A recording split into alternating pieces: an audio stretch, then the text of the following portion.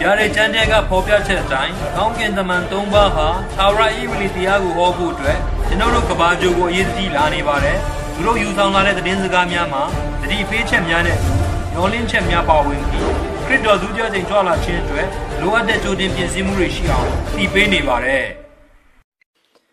Hello Minglava, Kulo China go Pinsin Bida Piatkin Amarok Basa Boji Base, Trium Personal Ministry at Piatkin Nogabado Lila Chensisema. Lai lele Chusubare, a Kusi singer of passing Ubosabit in Dampibare. You need to think as I gouncing arrow. Shinyako Owarasa Tema. Pinya paper into net, sit Josie into the bare she chins or a gouncing pibare. You can't think had a gouncing Nugupian Natan Lubaga. Nyama 3am.org Matuya Valeme. No Kabado Lila Mumasatin came a Pumpia Metan Shindo winning of Payago Sudan China Peko Jabaso. Goroshin Pia, Goroshin di Pinya pay by Dodu, sit Josie and bind Dodu, the bare pit John, Genodo ha, to the Bago pit seeing Poyan, Mataitan Dodu ya pit John Yanni Lila Doka, Goro the Mirona to Pashi, Nale 9 do Aquin at that night, Mimigugo Sin Chin Chin, Goroya Lurotan Deshin 9 do Mia Pizzi Chin Lunga. A cool chain I unite tension of winning up in that middle, do Tiba me a job. Rido Daro Yeshu Nama, Apia Sudanwa, Papaya. Amen. Pinyago Peter Lubedule, Sureka, Yago Kanji, lay and a cinema. Pinya the Yago Tapa and Dodu sit Josie and bind to the bar, she or Mui, Todu the Katin Ching and Lagan, Piasi Ching and Lagan, that night of Mui. To the Bago sit Josie and Dot in the Gabe to Nilo Yitabare. Pinya Pedu Dalian.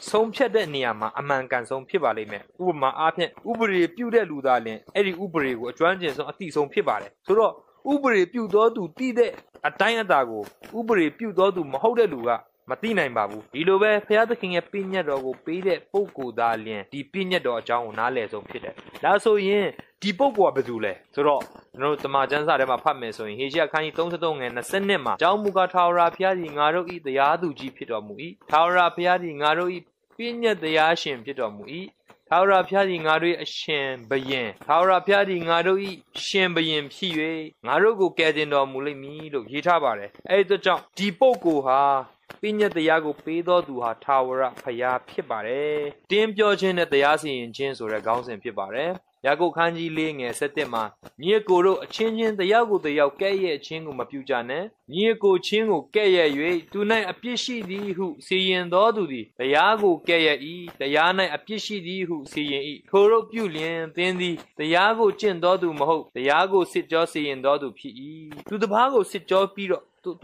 let new to Jenha, the Nia Pim Piome so yen. Go, a Pimashi Bulo, Pione Jen so be a tape at the Yaunivare. The Majans are Generogo, to the Bago the Yasi and put the Quima Pitababu. That's so yen, do the Yao a Pigo, Popia Quin, Loa Machida Bula. The Majans are Gaya di Lubeton than Hadalason. The Majans are Demaro, Jansa or Miha so yen, a Mago Pupian put, Pitarello, Yitara to Yabare. So, Diniama Papios the lesser to the Bago a PC and Niama, Na Jin Selore, Ye check, a tin a pin lo pure jango, solo near pite. You pin lore, say Maho Bennett, the cha gay lore say Sada Pianono, Quecha Sessan lore say Eddie Sagrinet, pure ayaha, pure jim pipido, a dim pure jabido, the Yasi in ya jarelo, Shinyagoton den Hara Pibare. Ludia would general let you chow tola mesoin. Eddie the chow tapu miare, let chow ya general pian, topian. Pian Pianide, so no Tadiapo, Ayan, a Yiji Bare. The Niapian to a ding of Piore Luha, go Gugu, Gaunelo Pione Chin Pit the John, 2 year Pione Chin Hale, Loma Mayonet the John, 2 go to a pit Pione Chinda, Pide Sura, Yagoga Nontin Hara Pibare, Piro, Yago Kanji Ling and set him a near Goro, a changing the Yago, the Yaukaya Chingum, a Pujane, near Go Chingo Kaya, Tuna a Pishi who see in the Odudi, the Yago Kaya, the Yana a Pishi who see in eat, Toro Pulian, then the Yago Chindodu Mo, the Yago sit Josie and Dodu P. Hitabare, the Chanchaglia Shimpia Damalula, Shinevar, the Chodo Chini and Muma, the Yasi in the Mandalas or Genopian G Mesoin, the Yaki General, the Yasi in Loa Papi in the Mumoba, Kuna General Piota Vida, a Pogo the Yago, General Nachin Selure, Shon Chalu, Ayan, Piochinha, the Yasi in Chin Jabido, the Gerangelo Piazza King, General တေကောခန်းကြီး6အငယ်9ဂလတိခန်းကြီး6ငယ်1မှာဘယ်လိုဖော်ပြထားလဲဆိုတော့ထို့တို့ဆိုတော့တင်တို့ရှက်စေခြင်းကပြောဆို၏တင်တို့တွင်ပညာရှိသောတစုံတစ်ယောက်မျှမရှိသလောညီအကိုချင်းတို့၏အမှုကိုစီရင်ဆုံးဖြတ်နိုင်သောသူ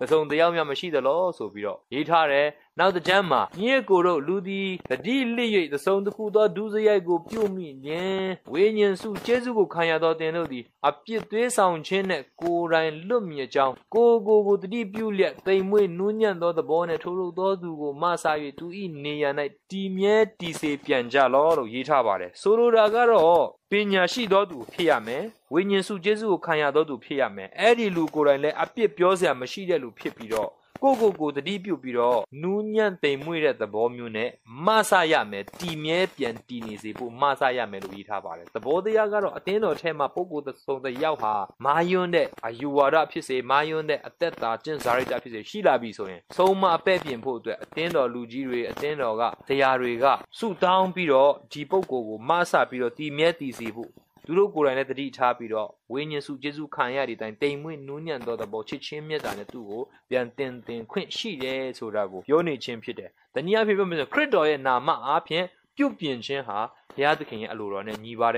်လို့ကျွန်တော်တို့ပြောခြင်းဖြစ်ပါတယ်။ဆိုတော့နောက်တစ်ခုကတော့ဘုရားမပါပဲကြိုတင်စီရင်ခြင်း။မဿဲခန်းကြီး6ငယ်34မှာထို့ကြောင့်နှစ်ဖန်ဖို့မစိုးရိမ်ကြနဲ့လို့ရေးထားပါတယ်။ယာကုပ်ခန်းကြီး4ငယ်73မှာလည်းယနေ့နှစ်ဖန်ဤမီသောမြို့သို့တွားကြကုန်အံ့ထိုမြို့၌တစ်နှစ်ပတ်လုံးနေ၍ပုံသွဲသဖြင့်အမျက်ရအောင်ပြုကြကုန်အံ့ဟုဆိုတတ်သောသူတို့နားထောင်ကြလောဆိုပြီးတော့ဆူထားတာတွေ့ရပါတယ်အကြောင်းဝရင်းကသတိပေးချက်ဟာကျွန်တော်တို့ကိုရေသိုရေရှည်စီမံကိန်းတွေမဆွဲဖို့ပြောနေတာလားဆိုတော့ဒါကိုပြောနေခြင်းမဟုတ်ပါဘူးရှင်လုကာခရစ်ဝင်ခန်းကြီး7ငယ်16ကနေ21မှာချမ်းသာတဲ့ပုဂ္ဂိုလ်တရားကရှိတယ်အဲ့ဒီနှစ်စပါးတွေအများကြီးဖြစ်တဲ့အခါကျတော့ तू ကဘာပြောလဲဆိုတော့ငါတိုက်ကိုဖျက်မယ်တဲ့ပြီးတော့ကျဲသောတိုက်ကိုငါပြုတ်မယ်တဲ့ပြီးတော့သူ့ကိုယ်သူဘာပြောလဲဆိုတော့အချင်းဝိညာဉ်သင်သည်နှစ်ပေါင်းများစွာသုံးဆောင်ရဥစ္စာများကိုပိုထားလျက်ရှိပြီးတဲ့ငြိမ်ဝှက်စွာနေလောစားတော့ခြင်းပြောမွေခြင်းကိုပြုလေ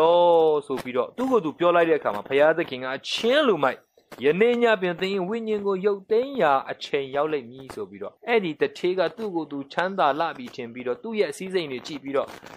့ပျော်မွေ့ရမယ်လို့ဝါကြွားပြီးပြောလိုက်တဲ့အချိန်မှာဘုရားသခင်ကသင်ဒီနေ့ညသေရလိမ့်မယ်လို့ပြောပါတယ်သဘောတရားကတော့ကျွန်တော်တို့ဟာမနှက်ဖန်ကိုပိုင်တဲ့လူတွေမဟုတ်မနှက်ဖန်မပြောနဲ့ကျွန်တော်တို့ရဲ့အသက်တာကိုရှည်ဖို့အတွက်10မိနစ်တောင်ကျွန်တော်တို့ရှည်10စက္ကန့်တောင်ရှည်ခွင့်တိုးခွင့်မရှိတဲ့ပုံကိုယ်တွေဖြစ်ကြတဲ့ခါကျတော့ကျွန်တော်တို့အနေနဲ့လာမယ့်နေ့ရက်တွေအတွက်ဝါကြွားဖို့ဘုရားသခင်အလိုတော်မရှိဘူးအဲဒါကြောင့်တုတ်တန်ကျမ်းခိုင်း29ငယ်1မှာနက်ဖန်နေ့ကိုအမိပြု၍မဝါကြွားနဲ့လို့ရေးထားတာဖြစ်တယ်ရှင်ယာကုပ်ထဲမှာတွင်တင်ခြင်းတဲ့အကြောင်းအရာကတော့ရေသူရေရှည်စီမံကိန်းတွေမဆွဲဖို့မဟုတ်ဘဲနဲ့ဆွဲတော့ဆွဲတယ်ဒါပေမဲ့ဒီအရာတွေအကုန်လုံးကိုဘုရားသခင်ကိုအမိပြုပြီးတော့ကျွန်တော်တို့လှုပ်ဖို့အတွက်အားပေးနေခြင်းဖြစ်ပါတယ်ဆိုတော့အခိုးအငွေ့ဆိုတဲ့ခေါင်းစဉ်ကိုကျွန်တော်ကြည့်မယ်ဆိုရင်ယာကုပ်ခန်းကြီး4ငယ်14မှာနက်ဖန်နေ့၌အဘယ်တို့ဖြစ်မည်ကိုသင်တို့မသိကြသင်တို့အသက်ဒီအဘယ်တို့သောအရာဖြစ်သည်နည်းခဏထင်ရှားပြီးမှအကွယ်ပြောက်တတ်သောအခိုးအငွေ့ဖြစ်၏လို့ရေးထားပါတယ်ဒီနေရာမှာသုံးထားတဲ့အသုံးနှုန်းအခိုးအငွေ့ဆိုတဲ့ဟာရေငွေ့ဒါမှမဟုတ်အခိုးအငွေ့ဆိုတဲ့ဟာကဒေသနာကျမ်းထဲမှာရှောလမုန်ကအနတ္တဆိုပြီးသုံးနှုန်းသွားတဲ့အသုံးနှုန်းတွေအတူတူပဲဖြစ်တယ်ပြောချင်တာကကျွန်တော်တို့ရဲ့ဘဝဟာကိုလူဟုတ်လာပြီကိုတော်လာပြီကိုအရန်အစင်ပြေလာပြီဆိုပြီးတော့ဝါကြွားနေဖို့အတွက်ဒီအသက်လေးဟာကျွန်တော်တို့လက်ထဲမှာမရှိတဲ့အကြောင်းအခိုးငွေ့လိုပဲဒီမနေ့ကရှိပြီးနေအောင်တက်လာတော့ပျောက်သွားတဲ့အခြေအနေမျိုးမှာပဲကျွန်တော်တို့ရှိနေကြောင်းကိုရှင်ယာကုပ်ကကျွန်တော်တို့ဖော်ပြနေတာဖြစ်တယ်ဆိုတော့အသက်ကိုပိုင်နေတဲ့လူတရားစီရင်ပိုင်တော်သူเนาะကျွန်တော်တို့ကိုဆုံးဖြတ်ပေးနိုင်တဲ့ပုဂ္ဂိုလ်ဟာတပါးတည်းရှိတယ်ကိုယ်တိုင်မဟုတ်ဘဲနဲ့ကိုယ့်ရဲ့အသက်ကိုလည်းကိုယ်မပိုင်ဘူးတရားစီရင်ပိုင်ခွင့်လည်းမရှိဘဲနဲ့မာနရှိနေတတ်တဲ့ကျွန်တော်တို့မှာဘာနဲ့သွားတူလဲဆိုတော့အသင်းပြောတဲ့လူတွေနဲ့တောင်သွားတူနေတဲ့အကြောင်းရှင်ယာကုပ်ကဖော်ပြနေခြင်းဖြစ်ပါတယ်ဆိုတော့ဒီဘောင်ထဲကျွန်တော်တို့လွတ်သွားရအောင်ဘုရားသခင်စီမှာကျွန်တော်တို့ရဲ့အစီအစဉ်တွေကိုကျွန်တော်တို့အနံ့ဖို့ဖြစ်ပါတယ်ဆိုတော့ထောင်လွှားခြင်းနဲ့တာဝန်ယူခြင်းဆိုတဲ့ခေါင်းစဉ်ထဲမှာကျွန်တော်ကြည့်မယ်ဆိုရင်ကျွန်တော်တက်တာမှာဒါဆိုရင်ဒီလိုကြိုတင်စီရင်မှုတွေဘယ်လိုပုံစံမျိုးနဲ့ကြိုတင်စီရင်မှုတွေလုပ်နေရမလဲဆိုတဲ့အခါကျတော့ယာကုပ်ခန်းကြီး4ငယ်15နေ7ခုကိုကြည့်မယ်ဆိုရင်ထာဝရဘုရားဒီအလိုတော်ရှိ၍ငါတို့ဒီလည်းအသက်ရှင်လင်ဤတို့ပြုကြကုန်အံ့ထိုတို့ပြုကြကုန်ဟန်ကိုသင်တို့ဆိုသင့်ရာဖြစ်၏ယခုသင်တို့ဒီမိမိထောင်လွှားခြင်း၌ဝါကြွားကြပေ၏ထိုတို့သောဝါကြွားခြင်းရှိသမျှသည်မကောင်းမသင့်ဖြစ်၏ထို့ကြောင့် ကောင်းသောအကျင့်ကိုတိလျက်နဲ့မကျင့်မဲနေသူဒီအပြစ်ရှိ၏လို့ဖော်ပြထားပါတယ်ဆိုတော့ပြောချင်တာတော့ကျွန်တော်တို့အစီအစဉ်တွေအကုန်လုံးကဒီလိုဖြစ်ကိုဖြစ်ရမယ်လို့ကျွန်တော်တို့ဆိုလိုခြင်းမဟုတ်ပဲနဲ့ဘုရားသခင်ရဲ့သာရဘုရားအလိုတော်ရှိမယ်ဆိုရင်ငါတို့လည်းအသက်ရှင်အောင်မယ်ဆိုတော့ဒီလိုလုပ်ရအောင်ဆိုပြီးတော့ဆွဲတာမျိုးဖြစ်တင်ပါတယ်တခါလေကျတော့ကိုယ့်ရဲ့သားသမီးတွေပညာရလာတော့မယ်ကိုယ့်ရဲ့စီးပွားရေးတွေအဆင်ပြေလာပြီဆိုရင်ဒါတွေငါတို့ဘလို့အကျိုးခံရမလဲဆိုပြီးကျွန်တော်တွက်ပြီးတော့ဖျားကိုမေ့ပြီးတရားကိုမေ့ပြီးနေတတ်ပါတယ်ဘုရားသခင်အလိုမရှိဘူးကျွန်တော်တို့အနာဂတ်ကိုကျွန်တော်တို့မပိုင်ဘူးဖျားပိုင်တဲ့ဆိုတော့ဖျားစီမှာကျွန်တော်တို့အဖို့ဘုရားသခင်အလိုတော်ရှိတာဖြစ်တယ်မကောင်းသောအရာများအားလုံးထဲမှာထောင်လွှားခြင်းဟာအမြင့်လိုပဲဖြစ်နေတယ်အပြစ်တွေရဲ့အားလုံးရဲ့အရင်းမြစ်ကနော်ထောင်လွှားခြင်းဖြစ်နေတဲ့ပုံစံဖြစ်နေတဲ့ကြောင့်ကျွန်တော်တက်တာမှာဒီထောင်လွှားခြင်းမရှိဖို့ဖျားကိုသာလျှင်ကိုးစားပြီးသူ့စီမှာကျွန်တော်တို့အမှုအရာတွေအနံဖို့အတွက်ဘုရားသခင်အလိုရှိပါတယ်ရှင်ယာကုပ်ကလည်းဆက်လက်ပြီးတော့နောက်ဆုံးပိုင်းမှာအပြစ်ကိုလည်းဖော်ပြထားပါတယ်ဘာကအပြစ်ဖြစ်တယ်လို့သူရေးထားတယ်လဲဆိုတော့ထို့ကြောင့်ကောင်းသောအကျင့်ကိုတိလျက်နဲ့မကျင့်မဲနေသောသူတွေအပြစ်ရှိ၏လို့ရေးထားပါတယ်ဆိုတော့ကောင်းတယ်ဆိုတာတိပြီးတော့မလုပ်ဘူးဆိုရင်တော့ဒါအပြစ်ဖြစ်တယ်ဆိုတော့ကိုမလုပ်တဲ့အပြစ်ကိုကိုခံနေရမယ့်သဘောဖြစ်တယ်ခရစ်တော်ကတော့ဥပမာပေးထားတာရှိတယ်ယေရီခိုမြို့နားမှာအရိုက်ခံရတဲ့လူကိုယစ်ဘရဟိတ်လေဝိလူမျိုးနဲ့ရှမာရိလူ၃ယောက်ကဖျက်သွားတဲ့ချိန်မှာရှမာရိကသူ့ကိုဂယုဆိုင်တဲ့အတွက်ကြောင့်သူတို့အရင်ကပုံကို၂ယောက်ဟာသူတို့တိလျက်နဲ့ကောင်းမှန်းတိလျက်နဲ့မလုပ်တဲ့အပြစ်သူတို့မှာရှိတာတွေ့ရပါတယ်တနည်းအားဖြင့်မာသက်ခိုင်း25ထဲမှာခရစ်တော်တရားစီရင်တဲ့နေ့မှာအငယ်ဆုံးသောသူနဲ့ကျွန်တော်ပြုသမျှဒီငါ၌ပြု၏လို့ခရစ်တော်ကမိန့်တော်မူခဲ့ပါတယ်ဆိုကျွန်တော်တက်တာမှာလဲပြုတင့်သော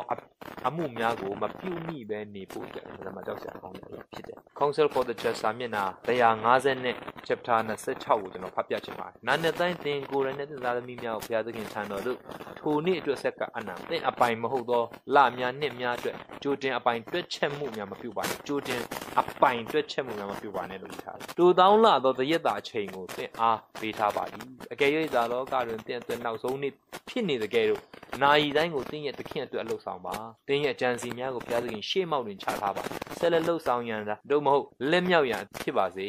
ထို့သောပြုပါကသူ၏အထောက်ပံ့များကညွန်ကြားမှုပြုလာလိမ့်မည်တန်ဖိုးထားသောစီမံကိန်းများကိုစွန့်လွတ်ရန်တောင်းဆိုမှုများရှိခဲ့သောသူ့ရဲ့အကြံစီတော်ကိုသင်ရဲ့အကြံစီထက်လက်ခံပါထို့သောပြုလုပ်ပါကသင်အသက်သားဒီဘုရားသခင်ဆံပြအဖြစ်သာ၍ပြုပြင်ခံရပြီးအရာခတ်သိမ်းကိုနားလည်စေသောဘုရားသခင်ငြိမ်သက်ခြင်းကယေရှုခရစ်တော်အားဖြင့်သင်စိတ်နှလုံးကိုဆောင်းမလိမ့်မည်ဖိလိပ္ပိခန်းကြီးလေးငယ်ခွန်ထဲမှာတွေ့ရပါတယ်ဒီအကြောင်းအရာကျွန်တော်ဆင်ခြင်တွေ့တော်ရင်ကျွန်တော်တို့ဘုရားသခင်ကသာလျှင်အပြစ်ကိုဖော်ပြနိုင်တော်သူပြည့်ညတ်တရားကိုပေးပိုင်တော်သူစစ်ကြောစီရင်ပိုင်တော်သူတပါးတဲ့ဖြစ်ကြောင်းကျွန်တော်တို့တက်တာကိုလည်းကျွန်တော်တို့မပိုင်ကြောင်းဘုရားကသာလျှင်ပိုင်ကြောင်းကျွန်တော်တို့နေ့ရက်အချိန်ကာလကျွန်တော်တို့စီးစိမ်ဥစ္စာကျွန်တော်တို့ပညာအရာအားလုံးဟာဘုရားလက်ထဲမှာသာဖြစ်တဲ့အကြောင်းကျွန်တော်တို့ဆင်ခြင်အောင်မြင်ရင်းနဲ့ဒီအပတ်သင်